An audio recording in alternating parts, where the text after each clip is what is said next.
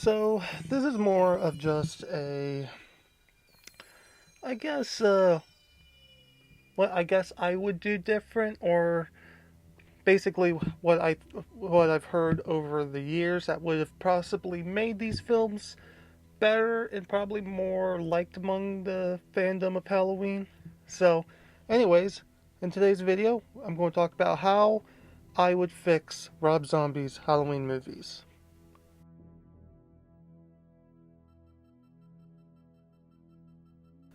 Anyways, I'm the guy who likes to wear masks on his YouTube channel, so thank you for joining me. Let's go ahead and talk about this. So, first things first, one thing I definitely think should have been cut out from these movies, or at least cut back on at least a lot, would be the constant cussing and swearing in these movies. Mainly because I think it does look, or it did at least go really overboard with it, and cartoonishly so. Like normal people don't really talk like that. I mean, people cuss, but not that extreme. So I think that's something that definitely could have been brought down a lot in those movies.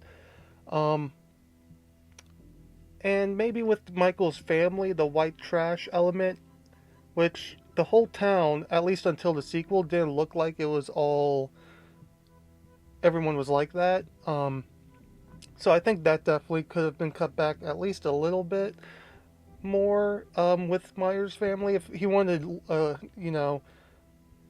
have it where you could think it's his background that made him the way he is. Maybe hint at that being, I guess, a problem, but it definitely should have been brought down with the cussing at the beginning of the first Halloween movie. Um, Now, definitely for the sequel, it should have been brought down a lot, especially Loomis. Like he could have kept him the way he was, but at least didn't make him look like he was basically a cartoonish bad guy as well. Like that scene when he tells his assistant to get her ass in the car like he's a pimp or something. Now, when it comes to Michael Myers' mask, I do welcome the changes that Rob Zombie did to the mask, or at least one for the mask, I guess I should say, and Michael Myers' look overall. But definitely in Halloween 2, I can understand that people didn't like how overboard it was, especially with him having his mask off the whole time. That's something where I guess I would agree with. It's scarier when Michael Myers has the mask and everything, and you can't really tell what emotion he's conveying. Um, but I did welcome the change of at least it being ripped or torn up at least a little bit. I think the perfect idea of Michael Myers taking some type of battle damage over the years and living off the grid basically would be like the clean white mask, but probably more torn up, or at least some wear and tear in it. Maybe not so overboard, because I do think at least Rob Zombie's mask too, the way it looked when at the first in the first movie when it was all clean and everything, I think the mold was actually perfect for it, and it did actually look a little bit more angrier, but at the same time you couldn't really tell if it was a full-on angry mask, because in the first movie especially, Tyler Mane kind of helped convey like there could be some emotion that he was conveying with the while wearing the mask in every scene he was in, at least. So that's something that I think worked.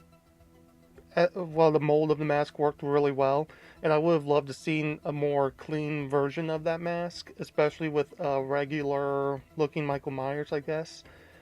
But for a Rob Zombie movie, I kind of accepted the fact that we weren't really going to get that, but I would have loved to at least seen that mask just as an adult Myers with the whole get up. I think that would have looked cool. So I would say Rob Zombie went overboard with how he did Michael Myers, and he was actually doing his own thing with that version, which I accept that, and I think it was actually pretty good for what he did, at least for his version of Halloween, I mean. But definitely should have been, the mask should have at least stayed on throughout the whole movie, and maybe have the ending where he takes off the mask, if that was going to be his last film anyways. So maybe, but I think even then we can all agree that him saying die was kind of cringe to say to Loomis. I think Michael speaking should definitely had some more thought put into it, at least for what he should have said. I don't have a problem with Michael Myers speaking because, again, in the novelizations of Halloween, Dr. Loomis said Michael can speak, he just chooses not to. It's just more of like, what should Michael Myers say if you were ever going to get him to speak? That's where I'm just like, the die line was kind of cringe. Maybe it makes sense for Michael Myers if he was more nihilistic and just wanted to kill and that's all he had on his mind, but I don't know. That's just all I have to say about Michael Myers speaking and his mask, really. So basically, what I would do different would be definitely the mask, Michael Myers speaking in the last film, and Dr. Loomis being cartoonishly, I wouldn't say he was evil, but maybe corrupted. His, just how he was acting in that film. Definitely think that should have been changed. He could be corrupted, but just the extreme that he went for, Loomis was, I guess you could say he redeemed himself at the ending, but even then, you don't know if he was still doing it for like profit or anything. Because I guess in one little scene you see him look at himself on TV and everything, and he was taken back by how foolish he looked, and maybe came to terms with like how stupid he was. But I don't know. You can't really we don't really have any closure, I guess you could say. I mean, sure, he went and faced off Michael Myers. If you believe that was really Michael Myers too, you could argue that it was all in Laurie's head as well. So either way, with Loomis, definitely should have been cut back at least a little bit of how corrupted he was. And the language, definitely. I felt like the violence and everything looked intense enough for a horror film, so I don't think that needed to be cut back any. Definitely don't need more of it as well, but I think it was actually, for a Rob Zombie film, okay for how it was. So I don't know if there's anything else I would really say. Maybe more of the Halloween music should have been put into them. That's one thing I would have done too.